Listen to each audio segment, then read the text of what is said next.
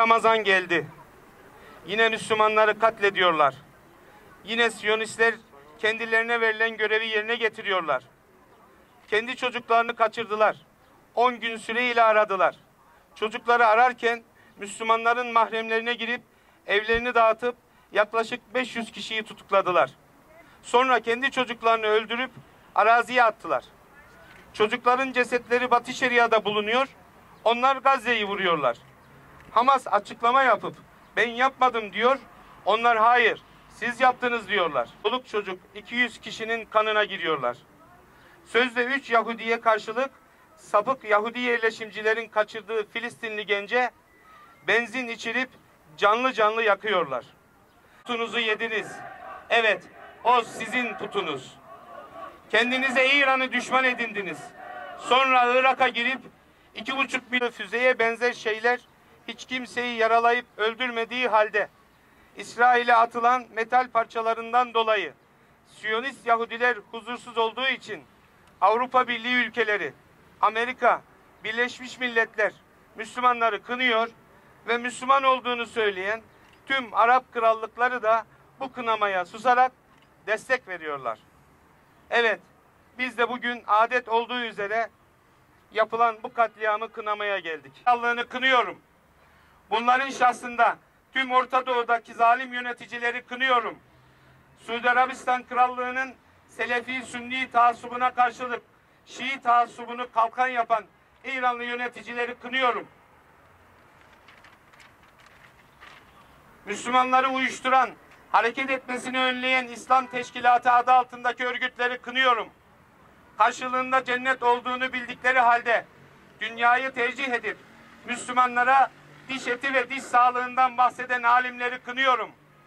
Şu anda dünyada sadece Müslümanların yaşadığı topraklarda kargaşa olmasını küfrün fitnesi olarak düşünmeyip kardeşlerinin geri, çağ dışı, görgüsüz, sahtekar ve fitneci olduğundan dolayı tüm bunları hak ettiklerini düşünen, oynanan oyunları görmezden gelerek kafasını kuma sokan, aşağılık kompleksi sahibi, yaşadığı lüks hayatı hak ettiğini düşünen, küfrün ürettiği tüm gıda ve teknolojiyi tüketirken, Ramazan ayı gibi bütün bir yıla yayılması gereken ibadet yoğunluğunu 30 güne sıkıştırıp biraz namaz kılan, biraz iaşe dağıtan, artı 35 derecede oruç tutarak iftara Yahudi sofraları hazırlayıp karnına taş bağlayan Peygamber Efendimizin şefaat yetkisi verilmesini Allah'tan dileyen vicdan katili Müslümanları kınıyorum. Ali kelimetel hakkı ve din. Amin. Allahümme kahhir âdâ'el müslimîn. Amin. Allahümme kahhir âdâ'el İslam vel müslimîn. Amin. İlahi ya Rabbel alemin. Şu anda Filistin'deki kardeşlerimizi maalesef yalnız bırakmış bulunuyoruz. Bizleri o suçluların içerisinden çıkarıver Allah'ım. Amin. Bizleri Filistin'deki kardeşleriyle beraber olanlardan eyle ya Rabbi. Amin. Ya Rabbi Filistin'deki kardeşlerimiz şu anda ömürlerinin en garip günlerini, en yalnız günlerini yaşıyorlar. Ya Rabbi onların imdadına hem sen yetiş hem de yetişecek kullarını yetiştir ya Rabbel Alemin. Ya Rabbel Alemin, Orta Doğu'da İslam dünyasının ortasında paslı bir hançer gibi saplı bulunan Siyonist belayı bizzat şu anda hayatta olan Müslümanların eliyle çekip çıkarıp çöplüğe atmayı nasip eyle ya Rabbi. Ya Rabbi sen de biliyorsun ki milyonlarca Müslüman, Filistinli Müslüman şu anda sürgün yaşıyorlar. Ülkeleri işgal edilmiş, yuvaları yıkılmış ve geriye kalan bir avuç Batı Şeria'daki, Gazze'deki kardeşlerimizin varlığına da tahammül edemeyen bu Siyonist belayı ve o Siyonist belayı destekleyen dünya emperyalizmini kahru perişan eyle. Ya Rabbi özellikle şu anda Filistin'e en yakın olan, imdadına birinci derecede yetişmesi gereken Mısır'daki kardeşlerimizi muzaffer eyle ya Rabbi. Amin. Mısır'da şu anda özellikle Siyonizmle beraber olan, Yahudilerle birlikte hareket eden Sisi denilen diktatörü, Firavun'u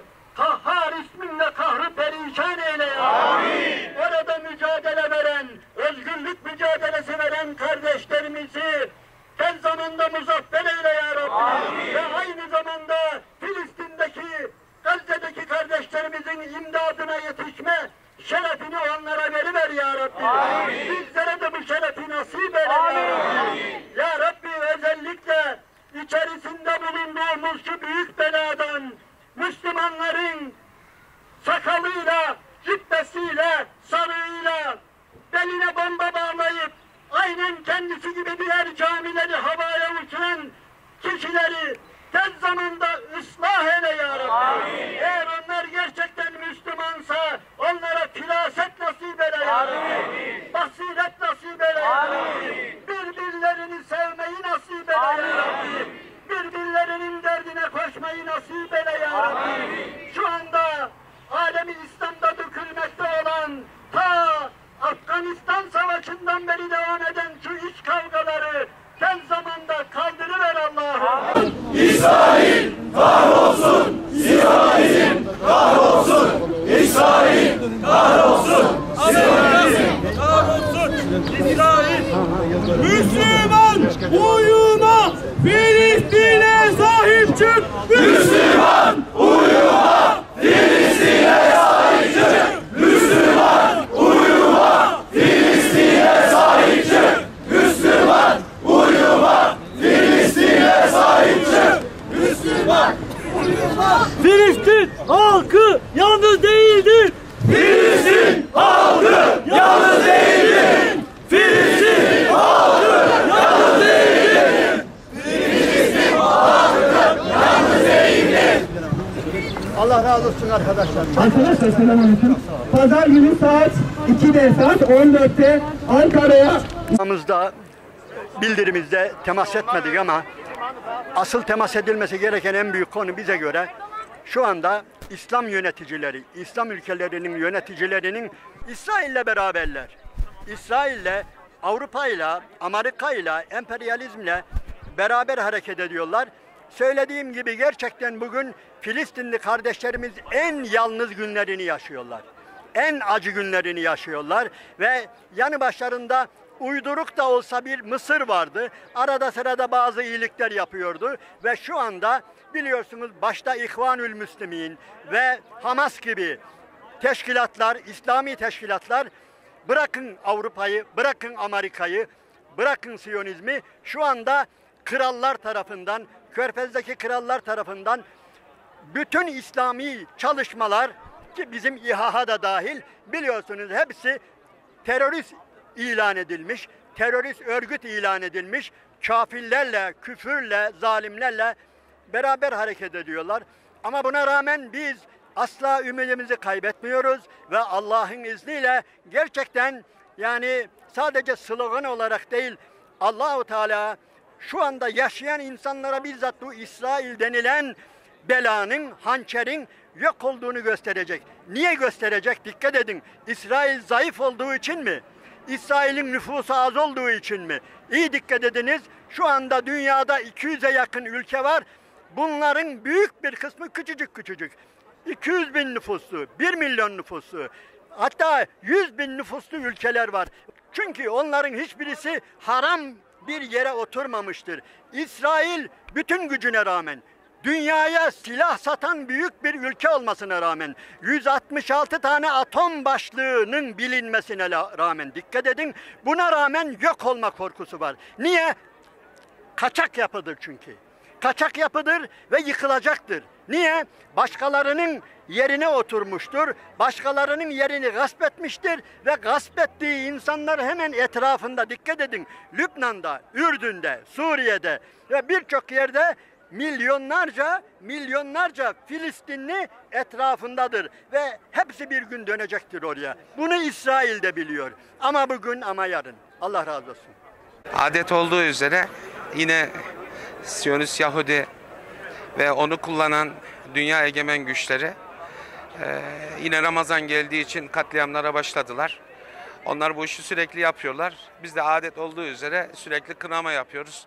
Ama artık biz bu işten sıkıldık. Gerçekten küfürden medet ummaktan da sıkıldık. Böyle bir onursuz duruştan da sıkıldık. Artık kendi kendimizi kınıyoruz. Küfrün üretmiş olduğu eşyayı ve gıdayı tüketen, lüks içerisinde yaşayan, duyarsız, farkındalığı gelişmemiş Müslümanları kınıyoruz. Bu noktada dünya genelinde şu an İslam dünyasının üzerinde oynanan oyunları Müslümanların artık görmesi gerektiğini düşünüyorum. Şöyle bir kanaat var, bu çok iğrenç bir kanaat. Anadolu'da yaşayan özellikle Müslümanlar etrafımızdaki sıkıntıları o sıkıntı yaşayan toplulukların kısmen hak ettiğini düşünecek bir zafiyet gösteriyorlar. Halbuki Müslümanlar herhangi bir kötülüğü hak etmezler. Müslümanlar dünyaya kötülük vermezler. Müslümanlar rahat bırakıldığında dünya insanlığının ümididir Müslümanlar. Ama Müslümanlar fitneye düşürülüyor. Müslümanlar İslami söylemlerle parçalanıp bölünüyor ve bu noktada da şu an kısmen rahat içerisinde olan, farkına varıp küfrün eşyasını kullanmamak gerektiğini, farkına varıp artık meydanlara inmek gerektiğini, artık gücümüzü göstermek gerektiğini haykırmak istiyorum. Dolayısıyla klasik standartlarda, kınamalardan da Allah'a sığınıyorum ve ümmet için dua ediyorum. Artık Allah bize nefsimizde olan kötülükleri değiştirmeyi nasip etsin.